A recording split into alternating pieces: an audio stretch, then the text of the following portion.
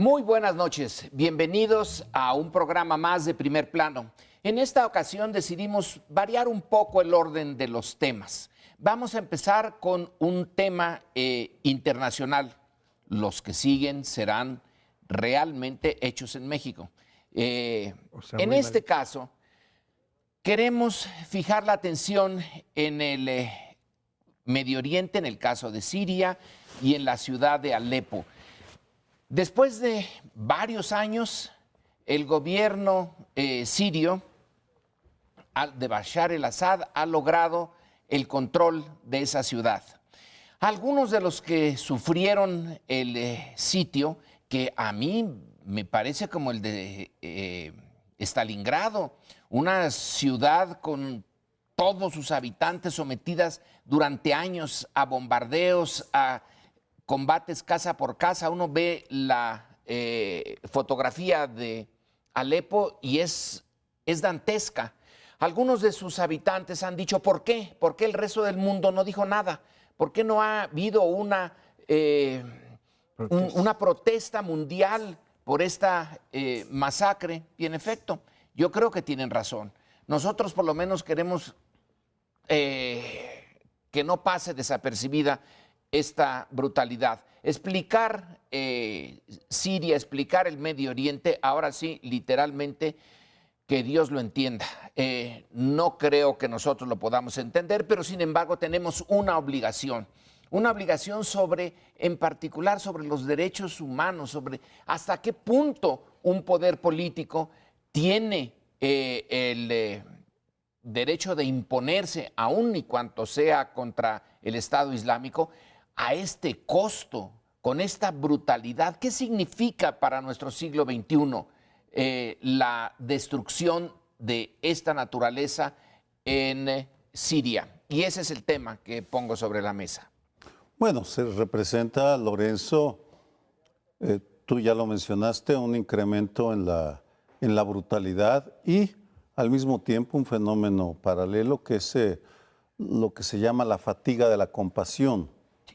Que es un concepto empleado para señalar aquella actitud de indiferencia de las sociedades que simplemente ante la magnitud de la tragedia optan por guardar silencio y hacérselas indiferentes. Y en el caso de Alepo y de la guerra en Siria, no hay buenos y malos, se entremezclan ahí los intereses geopolíticos de las dos grandes potencias, Estados Unidos y Rusia, con el conflicto religioso entre dos vertientes del Islam, con la lucha cruda por el poder y la intervención de los saudí árabes, de Arabia Saudita y los Emiratos del Golfo. Es decir, es una mezcolanza muy difícil de desentrañar, que sin embargo tiene una consecuencia que es tal vez el motivo para la indiferencia del mundo occidental, sobre todo el europeo, que es donde está más cerca, que son los millones de refugiados. Simplemente no saben qué hacer con ellos, salvo frenarlos en las fronteras de Turquía y Grecia, pero están decididos a que no lleguen a territorio europeo, a territorio estadounidense, y por tanto, pues la solución es la fatiga de la compasión, la indiferencia, el silencio, y qué bueno que sugeriste que tocáramos este tema que tal vez no es el apropiado para una época navideña, pero también en Navidad es un momento en el que tenemos que recordar a los desamparados.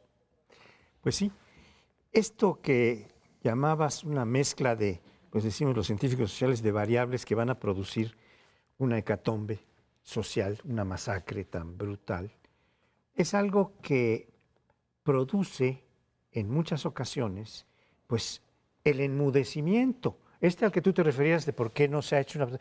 Es que una masacre de esas magnitudes, a veces lo que produce, como en un ser humano, al ver una tragedia de personas masacradas, heridas gravemente, etcétera, pues lo que se produce es que enmudece la gente, ¿no?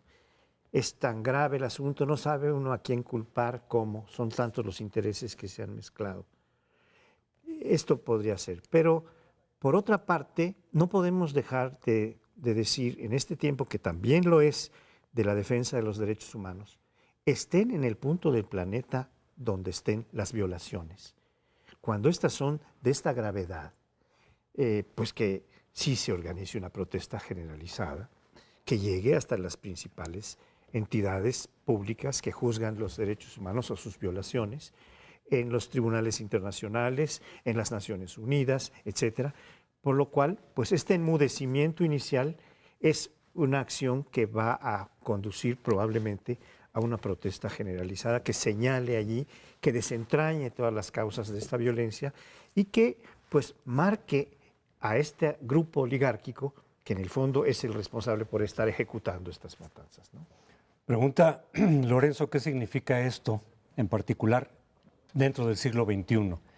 Mucho me temo que significa que los cambios de siglos no necesariamente implican o representan un avance en términos morales, emocionales de la humanidad. A veces la impresión de un nuevo siglo quisiéramos que representaran avances, pero no solo avances en términos tecnológicos, que eso sí los hay constantemente, sino avance moral, avance emocional de la humanidad. Pasó lo mismo en el siglo XX, como que el cambio de siglo traía un poco la idea en la humanidad en general de que ya no vamos a incurrir en las guerras salvajes tremendas que hubo en el siglo XIX. Pues hubo dos peores, con mayor capacidad de destrucción, bombas atómicas. Entonces, lo que se refleja en que continúen este tipo de instrumentos de solución o de, no solución, pero para dirimir diferencias, intereses, cuestiones religiosas todavía a estas alturas, pero entremezcladas con cuestiones políticas, estratégicas, etcétera. Con esas matanzas, con ese desprecio por los derechos humanos, por la vida humana, pues reflejan algo triste, que es no evolucionamos mucho. No. Dice Gabriel Said en uno de sus últimos libros que sí ha habido, a pesar de todo, un progreso moral, así le llama él, que a final de cuentas hemos ido arraigando poco a poco ideas de derechos humanos, de respeto a las diversidades, un cierto desprestigio hacia la guerra, dice él. Sí es cierto, pero muy lentamente. O sea, viéndolo a lo largo de los siglos, dices, pues sí, de pronto hay ciertos avances de ideas que no habían en la Edad Media, o en fin, nos podemos ir a cualquier... Pero son avances realmente lentos, en contraste, por ejemplo, con los avances tecnológicos. Entonces, el cambio al siglo XXI, que quisiéramos que fuera un siglo de más progreso, de más civilidad, pues este tipo de acontecimientos nos reflejan que no tanto. Yo decía esto del siglo XXI por el hecho de que la Guerra Fría terminó. La Guerra Fría se libró de manera muy caliente en Corea, en Vietnam, en América Central, etcétera. Bueno, ahora ya no está ese problema, o al menos eso creíamos. Pero en cierto sentido sí sigue. Aquí están ya no la Unión Soviética, sino Rusia. Y Estados Unidos es en buena medida responsable de lo que ha sucedido en Libia, que por cierto, el ahora presidente electo Trump tomó como uno de sus puntos para atacar a Hillary Clinton. En el caso de Siria están también los Estados Unidos y sus aliados. Y la forma tan realmente brutal en que se usa a los propios grupos de la región como peones de una guerra mucho mayor. Los rusos con la tecnología desde el aire bombardeando, los norteamericanos también, los bombardeos norteamericanos siguen, no en Alepo, pero en otras de las ciudades aledañas. Entonces es como si continuara la Guerra Fría disfrazada. Esta vez los dos tienen como enemigo central al Estado Islámico y sin embargo son enemigos entre ellos y eso complica las cosas. Y uno ve las fotografías, a mí lo que me parte el alma es la fotografía de los niños, claro. Los niños sirios, niños que crecieron en 5 años de guerra, a los que no mataron.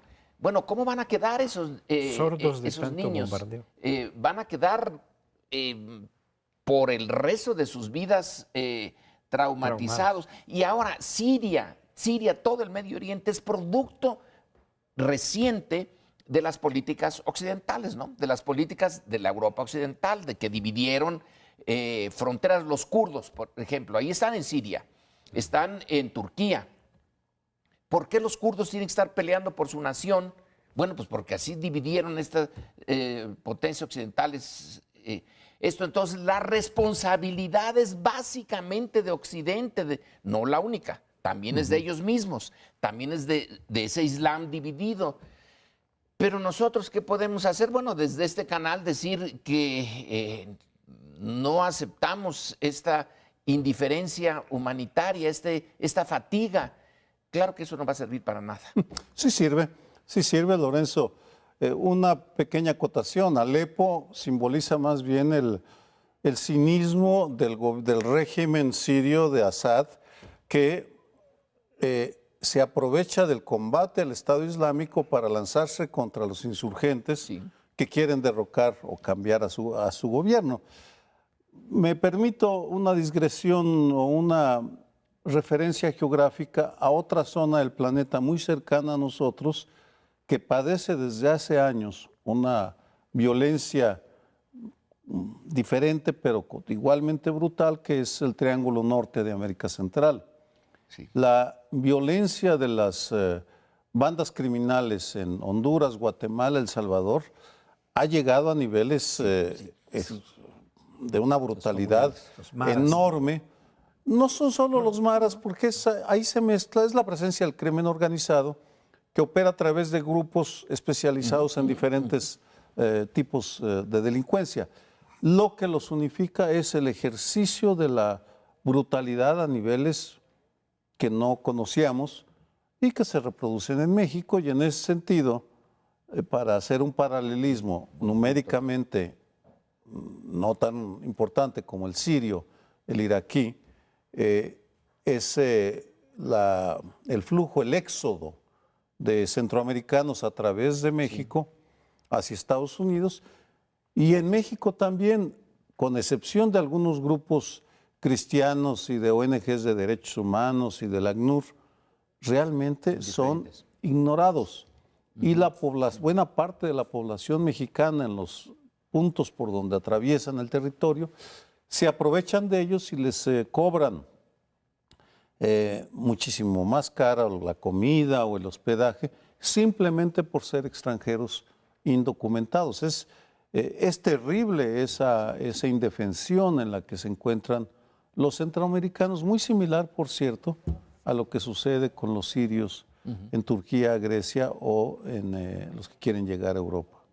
Yo mencionaba los maras porque son un ejemplo clásico de esta brutalidad que se externa de una manera muy clara en las pinturas que se hacen en los cuerpos. Se hacen violencia contra sí mismos, si reflejan este estado de violencia en el que vive esta zona de Centroamérica, que genera pues un drama pavoroso.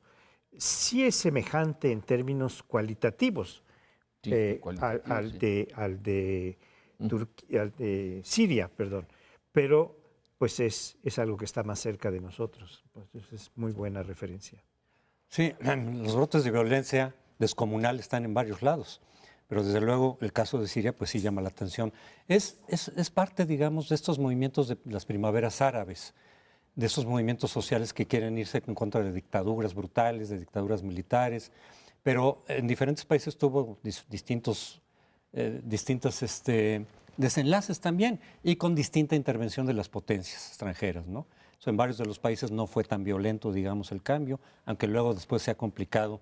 Pues, son movimientos inspirados en democracia, pero luego se complica la democracia. Pero aquí, de plano, esto se salió totalmente de cauce, y entonces los niveles de violencia que ha habido ahí no se encuentran en otros de los países que han tenido estos movimientos recientes. Y la pregunta aquí sería, ¿va a cambiar, me imagino, algo con las posturas que Trump ha dicho? Decir, nosotros en vez de confrontarnos en Rusia en ese tema, nos vamos a aliar. No sé si para bien o para mal, y de qué parte de los sirios, desde luego, muchos no estarán contentos con eso. Es un cambio de estrategia geopolítica que algunos dicen, pues qué bueno que los rusos y los norteamericanos no estén confrontados, ¿no? Pero quién sabe cuáles vayan a ser los resultados. Bueno, nos tenemos que ir. Creo que Sergio tiene toda la razón. No podemos tirar ninguna piedra. Nosotros también tenemos ese mal en menor grado, pero lo tenemos. Espérenos tantito y volvemos con los temas ya muy mexicanos. Y bien, regresamos a México, en donde la escalada de violencia llega a niveles pues insospechados y hasta grotescos, porque me refiero a lo que está sucediendo en Guerrero, que es uno de los lugares calientes de México, en donde se manifiesta el fracaso de la política de descabezamiento y fragmentación de los carteles. Porque en Guerrero, como en otros estados, al descabezar carteles, reaparecen pequeños grupos delincuenciales que toman nombres de todo tipo, los Guerreros Rojos. En Tamaulipas hay una banda delincuencial, se llaman los Fresitas, porque dejan fresas a los ejecutados. En fin, la imaginación de la barbarie no tiene fin. Lo que sucede en Guerrero es que hay un grupo, los tequileros, que se especializan en secuestrar, en lo que hacen todos estos grupos: cultivan amapola, procesan heroína, la venden, la revenden y aprovechan sus ratos libres para cobrar impuestos, vender discos pirata, en fin, secuestrar. Resulta que los tequileros secuestran a un topógrafo que estaba haciendo un levantamiento en las montañas de Guerrero. Suponemos que era un profesional muy querido por la comunidad, porque la comunidad se rebela y, como conocen muy bien quién es quién en esas partes, en su región, toman una iniciativa brillante, pero que ilustra la ausencia del Estado. Secuestran a la mamá del jefe de los tequileros, a una señora cuya fotografía la muestra como una buena señora, vamos, que la agarran por sorpresa y la secuestran junto con otros 20 y tantas personas, y le dicen al gobierno del Estado: entregamos a la mamá por el ingeniero, mamá por ingeniero, con lo cual tenemos ahora secuestradores malos y secuestradores buenos. Y lo más increíble es que el gobierno del Estado se enorgullece de haber mediado entre los dos. Por supuesto que era necesario por razones humanitarias, eso lo entendemos, pero muestra cuán degradada está el Estado mexicano, cuán ausente está ya de partes del territorio nacional, en donde los agredidos tienen que inventar métodos tan originales. Yo no había escuchado esto. Vamos a secuestrar a un pariente del secuestrador para decir: o no la sueltas, o a esta señora pues también le damos chicharrón. Terrible, terrible por todo lo que implica de la degradación que vive en nuestro país y que tenemos que reconocer para poderla enfrentar. Y además enorgullece la autoridad de que tuvo éxito su mediación. Bueno, si ahora ha tenido éxito, quiere decir que sentó un patrón. De aquí en adelante, cuando secuestren a alguien que una comunidad considere que vale la pena movilizarse, se van a movilizar. Y se ha declarado de una manera muy formal: es que está tan malo un secuestrador como el otro secuestrador. Pues sí, formalmente sí, pero hay un tipo de valoración, de ética, que hace a un lado las cuestiones estrictamente formales. Y sí hay buenos y malos. En este caso, la comunidad hizo bien. El punto es que se sienta otro patrón para que nos arreglemos entre nosotros. A esto, Sergio, hay que añadirle lo que ha pasado aquí en el centro de México, lo de los justicieros. El personaje que en un autobús responde a un intento de asalto y mata a los asaltantes, y les pide a los pasajeros que le apoyen, ¿no? Que el autobús lo lleve a un sitio, claro, lo baje, y que ellos tienen el compromiso moral frente al interrogatorio de la autoridad de no dar pista de quién fue el justiciero. Y luego ya salen entre caricaturas y cosas más serias diciendo, bueno, hagamos más de estos justicieros, lleguemos a ellos para que nos den la protección. No es Guerrero nada más. Claro. Todos estos acontecimientos muestran muy claramente la incompetencia del Estado mexicano en sus 3 niveles para combatir este tipo de actos. Y la sociedad no se queda de brazos cruzados. Finalmente, la cantera de la sociedad es la única alternativa a la que pueden acudir para ir resolviendo de alguna manera, y a veces suena esta manera muy salvaje, como ante un secuestro, pues yo hago otro, ante un asalto que es constante. Yo tengo un ayudante de investigación que ha sido asaltado 2 veces, yendo a dar clases a una prepa en Ecatepec o en algunas de estas poblaciones del Estado de México, y es constante. Él me ha contado cómo van subiéndose al transporte con armas, les quitan a todos, que es gente humilde, pero lo que tengan, la joyita, el relojito, el celular. Bueno, a este pobre muchacho le quitaron hasta los trabajos que traía de exámenes de sus alumnos, porque le quitan la mochila con todo, ¿no? Bueno, pero esto, y me estaba contando cómo él ha estado dando seguimiento a través de las redes de los justicieros. No es uno solo, se han organizado y es una reacción de la sociedad civil, de autodefensa, como las autodefensas de Michoacán. Este tipo de cosas pues nos muestra no la incompetencia, el derrumbamiento de la capacidad de persecución del delito del Estado, que no la tiene. Entonces, después entran a mediar. Pero la tarea de mediación no es una tarea del Estado, excepto en las relaciones laborales, donde hay mediadores oficiales. Pero en general, tiene que entrar a investigar, a perseguir, y a capturar y a sancionar a los delincuentes. Como no lo está haciendo y la sociedad está harta, está desbordada, entonces intervienen de la manera que pueden, que es una manera pues bastante lamentable por una parte, pero la única que le queda a la sociedad para defenderse. Que justamente creo que eso es parte del saldo en la evaluación de los 10 años de la estrategia que inauguró Felipe Calderón, que se dice, no, eso venía desde antes. Sí, pero con Calderón se aceleró todo, se metió el acelerador. Por ejemplo, en el puro sexenio de Vicente Fox, los muertos relacionados con el crimen organizado y todo eso fueron 9,000 en todo el sexenio. Y en el sexenio de Calderón se dispararon a cerca de 100,000. O sea, no es casualidad. Pero parte del saldo no es nada más el número de muertos, desaparecidos, etcétera, sino que el Estado se fue quedando corto frente al problema. O sea, el problema se exacerbó y la gente empieza a ver que el Estado no tiene la capacidad, que está desbordado en protegerlo. Entonces, por un lado se incrementa la violencia, el crimen, etcétera.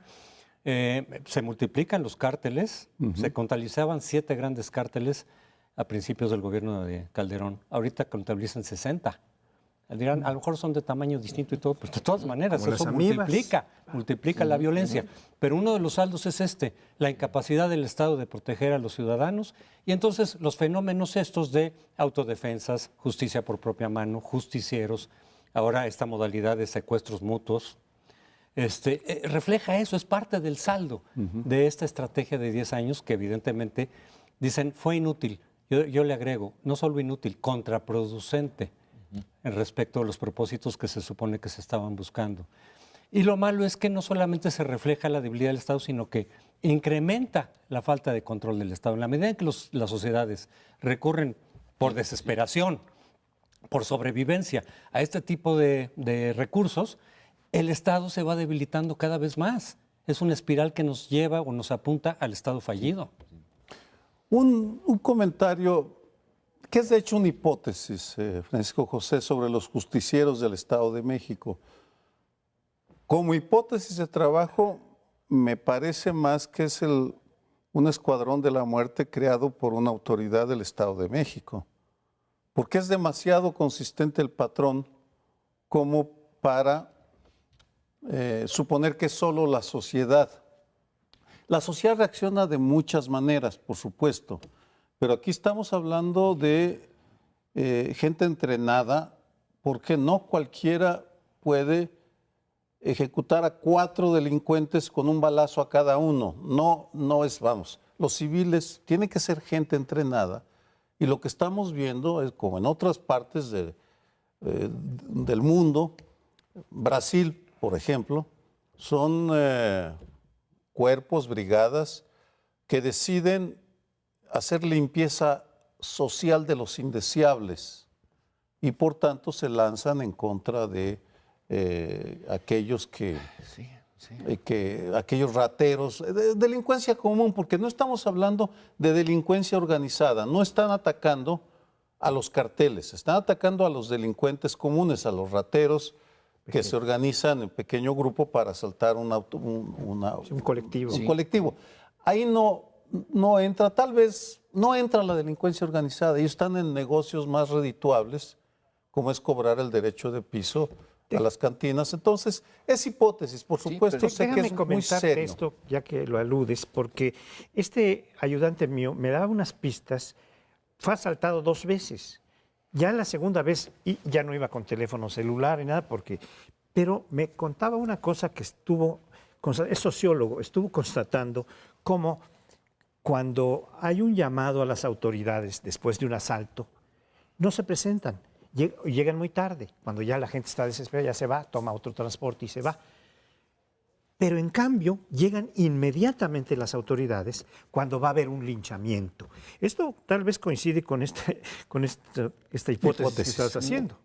Porque qué casualidad que cuando los asaltados normales llaman a la autoridad, esta no llega o tarda tanto en llegar que los dos ya se fueron, que cuando empieza a haber un linchamiento de parte de la sociedad, alguien avisa y llegan las autoridades a evitar el linchamiento, y a veces los agarran heridos, golpeados, y los sueltan. Porque la autoridad está, interrogante otra vez, está mejor prefiriendo que no haya linchamientos que van a poner de manifiesto su incapacidad y el crimen perseguido por propia mano, la justicia perseguida por propia mano. Bueno, por lo menos a mí me dejó esto muy... Ya no hay tiempo, pero podríamos comentarlos rápidamente. El presidente de Filipinas, a Duterte, que ahora ha aceptado que él como alcalde iba y buscaba a los pequeños criminales y los ejecutaba. Eso le dio popularidad y hoy como presidente dice, sí lo hice, para dar ejemplo a los policías. Esto sí ya está llegando a extremos en Filipinas fantásticos, que aquí todavía no se dan. No me Hay imagino una película del Vengador gringa. Pero el presidente de un país y que además aumente su popularidad en este momento de Duterte, bueno, es que esperemos no llegar a eso. Lo esperemos, que por cierto Duterte dice que provocaba un enfrentamiento, hay que dudarlo, pero en todo caso seguiremos regresando a estos temas, no hay de otra. Sí. Regresamos. Pues vamos a continuar con un tema que toca estas situaciones de violencia, ahora en términos históricos o en términos de que se ha dado a conocer un documento que el viernes 16 de este mes dio a conocer el New York Times. Y cuando el New York Times o un poderoso medio extranjero como este, es difícil pensar en uno más poderoso que el New York Times, lo señala, pues ya queda en la escena y nos permite informarnos de muchas cosas, porque aquí dentro de México, este evento que el viernes pasado denunció el New York Times, había estado siendo tratado por Aristegui Noticias y Proceso, en fin, que son medios que están bastante detenidos en cuanto a la capacidad de difundir su información. Pero, en fin, el New York Times dice que hay un documento de la PGR que señala a algunos responsables, en particular, aparentemente es este señor Cerón, que tiene cierta responsabilidad muy importante en lo que pasó con los 43 desaparecidos. O 42, porque hubo uno que ya sus ADNs fueron revelados que fue asesinado.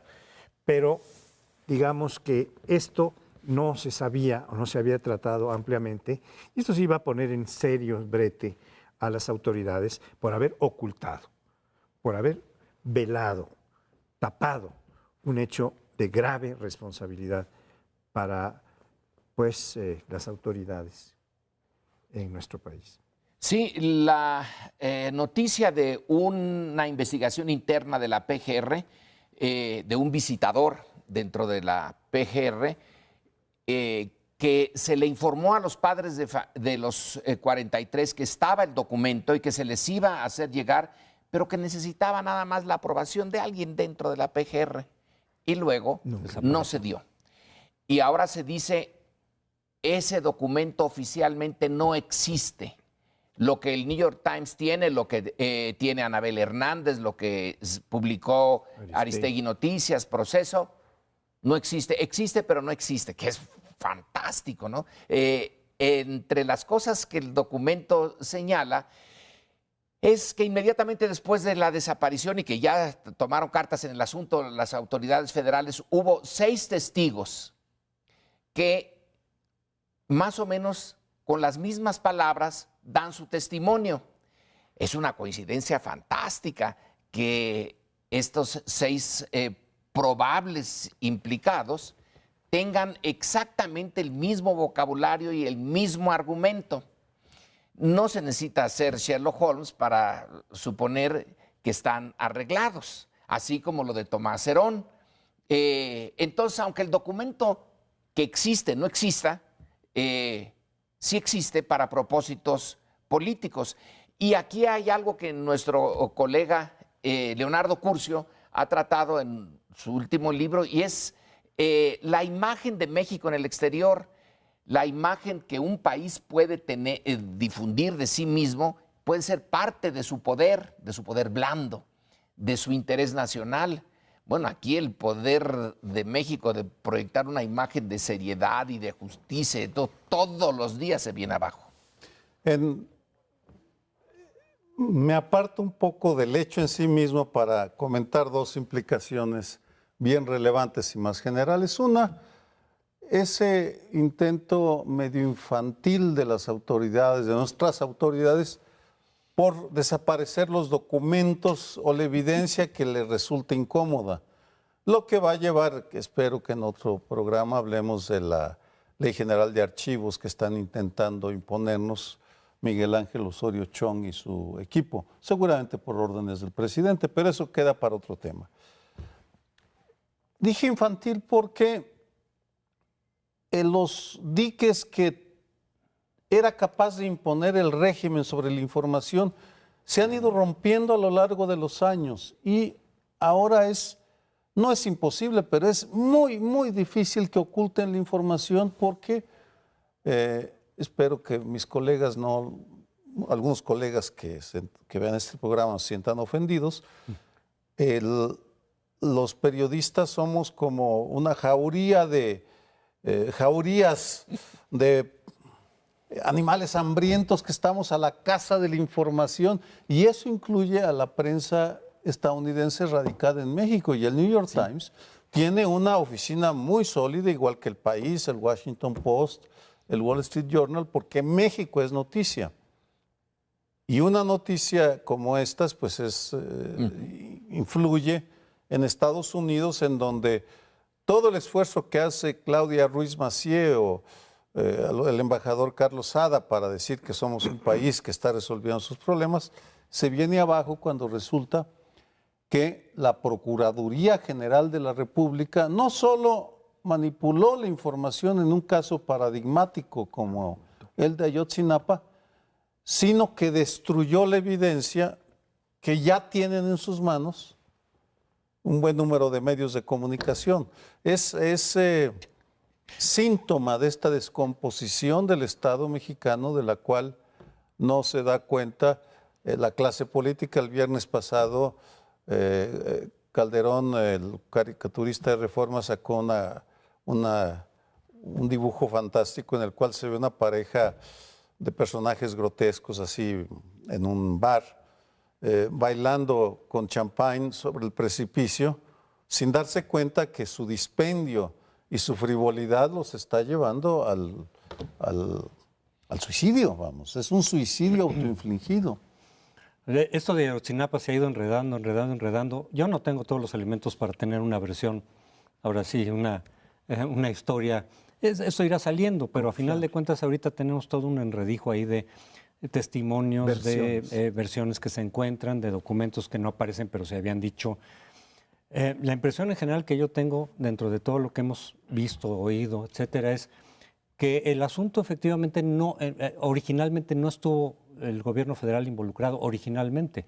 Fue un asunto que se dio a nivel local, pero ya no sabemos después cuál fue la participación del ejército, si le dieron entrada o no entrada. Como dicen ellos, pues nos dijeron que no le entráramos, pero luego hay evidencias de que probablemente sí, en alguna medida, y luego se enreda el propio gobierno federal, y entonces trata de quitar evidencia, de eliminar evidencia, pero ya esa sí es responsabilidad del gobierno federal. La versión de que si se quemaron aquí o no los cadáveres. Creo que se enredó el gobierno federal en algo que originalmente, yo no creo que haya dado él la orden, el gobierno federal, yo no lo creo hasta ahorita, pero sí que se fue enredando y no sabemos hasta dónde ya fue. Pero la responsabilidad de ocultar información, de dar información falsa, de alinear a lo mejor testimonios o arrancar testimonios, quién sabe con qué métodos, pues eso sí ya es responsabilidad del gobierno federal. Lo que yo no he visto, es algo que me preocupa, es en todas las investigaciones y los que han venido de afuera, la GIEI y todo, no se ha tocado, que yo sepa, el origen del asunto que eran las autoridades de Ayotzinapa, de la Normal, porque ellos son los que mandaron a los estudiantes a capturar autobuses, que algunos de esos autobuses estaban llenos de droga, de los cárteles, y entonces dijeron deténganos porque es nuestra droga, y se empezó a complicar todo este asunto, terminó una tragedia, pero hay allí una responsabilidad incluso legal. Si tú mandas a estudiantes a capturar y a robar autobuses, pues estás fomentando el delito. Lo que pasa es que aquí pareciera que en las protestas se vale eso. Entonces, ni siquiera se aclaró eso, ni hubo ningún tipo de responsabilidad. No digo que eso ameritaría, en ningún momento estoy diciendo que eso ameritaría las ejecuciones. Simplemente digo, pues para entender todo el asunto hay varias responsabilidades de distinto nivel, pero también ahí hay responsabilidad. Pero aquí como que se da por sentado que en las protestas sociales se vale el vandalismo y se vale la violencia y se vale robar y quemar autobuses, aunque luego eso te pueda derivar en una tragedia de esta magnitud. Bueno, esta responsabilidad que se atribuye a la PGR, entendiéndose que es los titulares más recientes de la PGR los que ocultaron esta información, realmente se remonta un poco más atrás. Murillo Karam, el primer procurador de este sexenio, también fue acusado de guardar información, de velar la intervención del ejército particularmente, para quitarle responsabilidad al ejército, lo cual yo entiendo como una política de razón de Estado, decir, pues si le estamos encargando al ejército que nos ayude en todo lo que no podemos hacer en toda la República, no lo vamos ahorita a inodar en esta matanza. Yo creo que ese es el racional, entre comillas, que le están poniendo a velar la responsabilidad que pudo haber tenido el ejército como información de lo que estaba pasando, porque el cuartel del ejército está a 2 kilómetros de la matanza de Ayotzinapa, bueno, de la supuesta matanza de Iguala, sí. Y resulta que no oyeron. Dicen que hasta los tiros que se disparen en la región militar, en el cuartel, se pueden oír en Ayotzinapa. O sea, estamos a 2 kilómetros. No hubo ninguna intervención. Fue informado después de que ya los asuntos habían ocurrido. El ejército no intervino. Había un tenientito que no apareció por ahí. En fin, esta es una responsabilidad que tenía el procurador original y que ahora está surgiendo como una responsabilidad, pues yo supongo que de la última procuradora, de la señora Gómez, ¿no? Que cambiaron de ahí, pero no lo sé. Sí. ¿Cuándo se ocultó esto? No lo sé. Sí sería para Arely Gómez la responsabilidad, pero también se señala que ella ordenó la investigación interna. Entonces hay un montón de problemas. Lo que dice José Antonio, las autoridades, también yo no lo sé, pero tengo la impresión de que en un internado del gobierno, en donde la jerarquía es de los diferentes años, el primer año es el que tiene menos valor y el que tiene que aceptar las órdenes. No sé si fue de las autoridades de la normal o de los estudiantes de los años anteriores que siempre usan el 2 de octubre para ir a protestar por algo que está dentro de sus, digamos, tradiciones. Es una manera de protestar de ellos. Bien o mal, bueno, sí, está mal, pero es una tradición. Bien, vamos a continuar con este tipo de temas tan dramáticos. No nos deje, vamos a un siguiente, en unos minutos a un siguiente bloque.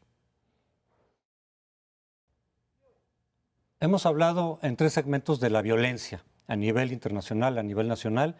Vamos a un tipo de violencia mucho más suave, que es la violencia político-electoral entre los partidos y dentro de los partidos, en este caso el PAN, que sigue la contienda interna sobre quién va a ser el candidato para el año que viene, para la presidencia. Y ahí hay tensiones que pueden derivar en una división, en un conflicto dentro del PAN y que le puede quitar las oportunidades reales que tiene para competir en el 2018 con posibilidades de triunfo. Y es básicamente cómo se va a decidir quién es el candidato, si lo que se han quejado unos grupos y otros, no hay equidad en la contienda. Ricardo Anaya se está aprovechando de su cargo para promoverse. Y dicen que no solamente para promoverse, sino eventualmente para manejar el proceso interno de elección que recaiga en favor de él. No es solamente lo de los spots, es él, como presidente, está manejando la estructura y tiene muchos de los que eventualmente votarían por el candidato, que ya son de él, digamos, son aliados, etcétera. Entonces, desde afuera, sobre todo Margarita Zavala, pero también Moreno Valle de Puebla, pues están diciendo, oye, pues nos estás jugando mal, nos estás jugando chueco. Por otro lado, Moreno Valle, el INE indebidamente le empieza a poner prohibiciones absurdas. Una cosa es que pudo haber pagado la entrevista, que eso siempre es la sospecha, pero tienes que tener elementos. Tú no puedes simplemente decir, oye, no puedes hablar de tus logros, no puedes decir que tienes aspiraciones presidenciales, como lo han hecho otros candidatos. Cabe aclarar que no fue el Consejo General del INE, sino una comisión de 3 consejeros. Pero evidente, hay otros consejeros que no están de acuerdo con esa decisión. Pero ese asunto del INE, pues es la ley esta que no sabes hasta dónde llega, cuáles son los límites, y se traduce también entre que unos puedan hablar de todo y promoverse de muchas maneras y otros no. Creo que más bien le hicieron un favor a Moreno Valle de promoverlo. Pero el caso es que sigue la contienda interna dentro del PAN y no se ve muy fácil, yo no veo fácil, cómo se puedan poner de acuerdo para que sea quien sea el candidato que surja, se mantengan unidos y cierren filas. No se ve nada fácil. Efectivamente, esto que señalabas, José Antonio, es un hecho.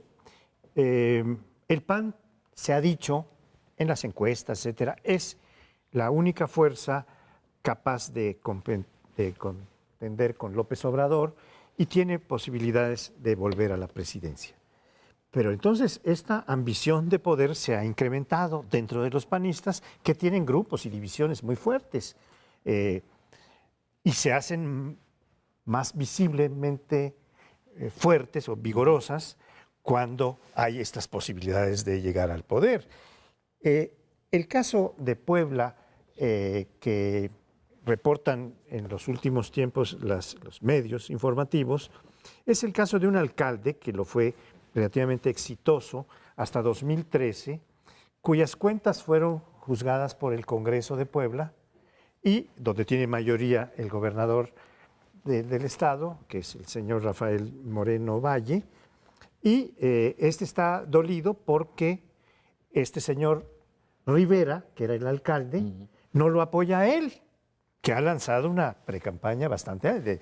Yo he visto espectaculares en Yucatán, en Campeche, en todo el país, ¿no? Y desde luego aquí en la Ciudad de México, en el Estado de México. Y está lanzado y dice que le están violando sus derechos porque no lo dejan presumir sus logros y sus virtudes. Y sus aspiraciones. Y sus aspiraciones, y esto impugnando al INE. Entonces, esta batalla ha complicado a varias gentes. Pero enseguida aparecieron Margarita Zavala y Josefina Vázquez Mota a defender a este señor Rivera, que consideran un alcalde que fue muy probo, muy íntegro, que tiene mucho prestigio, porque las está apoyando a ellas, o particularmente a Margarita, y no a Moreno Valle. Entonces, se traen un sainete y una arrebatiña, que cuando uno la ve así a nivel microscópico dice, qué graciosos están estos, en un sainetito, en una farcilla, ¿no? Si hablamos en términos teatrales, pero es algo grotesco, ¿no? Lo que está Yo pasando. creo que es bastante normal, yo no lo veo grotesco, es parte de la normalidad en la vida de los partidos. ¿Será ¿En que qué la se normalidad me distingue? parece grotesca, querido ¿En qué se Sergio? distinguen ellos de la ofensiva contra Madrazo de los Del Tucán. de hace algunos años o las disputas entre las tribus perredistas? ¿Cuál es la diferencia? Además, que Josefina Vázquez Mota, que arrastra 1,000 millones de pesos del gobierno de Peña Nieto, diga que es probo, a lo mejor ambas cosas son ciertas. El señor no es probo y Moreno Valle tampoco está haciendo bien las cosas. A lo que voy y me centro mi comentario en una contradicción fundamental que creo tiene tocado de muerte, o al menos, si no de muerte, tiene lastrado al Partido Acción Nacional. Esa contradicción la exhibe Margarita Zavala en su libro, en donde hay una parte en donde se queja amargamente de la degradación del Partido Acción Nacional. Pero ella también se da cuenta que lo mejor que puede hacer es Ser candidata al Partido Acción Nacional. No independiente. Entonces, al final termina su libro diciendo, sí, quiero ser presidenta. No dice si se va a ir con el PAN o independiente, pero en todo caso, ese es el drama de las candidaturas del PRI, no, porque bueno, andan, por el momento no se ve, creo que se van a disciplinar, sea quien sea, pero ciertamente del PRD y del PAN sí, Morena ya está claro, va a ser Andrés Manuel López Obrador, ahí no hay ninguna discusión. No creo que haya solución a ese enredo en el que se metieron solos. Por tanto, cuando uno los ve más que se dice, bueno, pues ustedes se los dijimos, no hicieron caso, pues ahora ustedes resuélvanlo como puedan. Es interesante ver a los partidos en sus dos vertientes. Cuando están sólidamente unificados, y no por razones democráticas necesariamente, sino el PRI estuvo sólido desde finales de Ruiz Cortines. Ahí es donde se logró.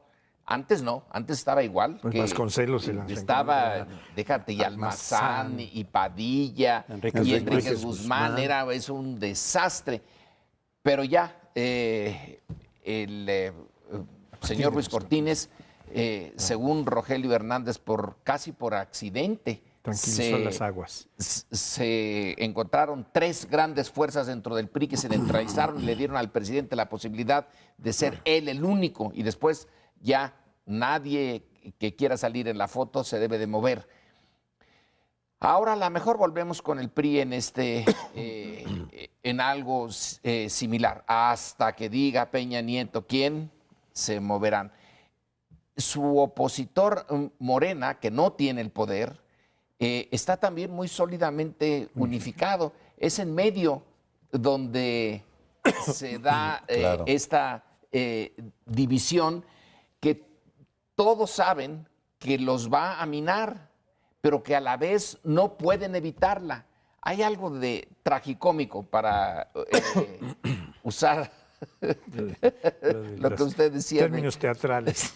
De que están conscientes de de que esto es una debilidad, pero es imposible frenarse. Y en los otros dos lados están también muy conscientes de que necesitan de la unidad. Uno, el problema es que la unidad trae una historia de la patada, en el caso del PRI, la reciente. Este sexenio no puede poner muchos logros. Y el otro no tiene suficiente poder todavía acumulado. Pero entonces estamos para el 2018 entre dos fuerzas, las que están luchando dentro de ellas con una fuerza interesante, y otras dos que se están reservando toda su energía para la confrontación final entre ellos. A veces la democracia interna de los partidos los debilita. Es una paradoja triste. Cuando hay candidato único en algún partido, de pronto llegan unificados más fácilmente. Ocurrió con el PRI en 2012 con Peña Nieto. No hubo quien se le pusiera enfrente. Se le puso inicialmente Mario Fabio, pero enseguida fue rebasado muy rápidamente, no hubo ningún tipo de conflicto ni nada. En cambio, el PAN sí hizo competencia interna entre Josefina y Cordero, y llegaron divididos, y eso los mandó al tercer lugar también. Ahora les puede pasar en el PAN lo mismo. Se dividen y llegan y pierden la oportunidad real que sí tienen de competir en el 2018. Y yo tengo la impresión, platicando con gente del PAN, que está muy adentro, que están palpando las cosas desde adentro, de que Josefina y Calderón, Margarita Zavala y Calderón, no están dispuestos a ceder, que casi están jugando como el juego ese de chicken. Es decir, o nos dan la candidatura o se rompe el partido de una u otra manera, se divide. No sé si salirse por una candidatura independiente, pero desde luego no llega unido el PAN. No hay de otra, ni siquiera quieren negociar con Anaya, que ha dicho, bueno, nos repartimos los spots, vemos cómo. No, porque entonces le quitan la carta de que en caso de que quede Anaya, poderlo acusar de que no fue equitativa la... O sea, esa es la lectura que estoy yo haciendo de lo que me comunican dentro del PAN, decir, están jugando Calderón y Margarita a chicken. O somos nosotros o se rompe esto. Si Anaya no acepta y cede el lugar a Margarita y unifica las fuerzas, entonces eso se va a perder esa oportunidad. Pero se nos terminó el tiempo. Feliz Navidad. Desde luego los esperamos el próximo lunes.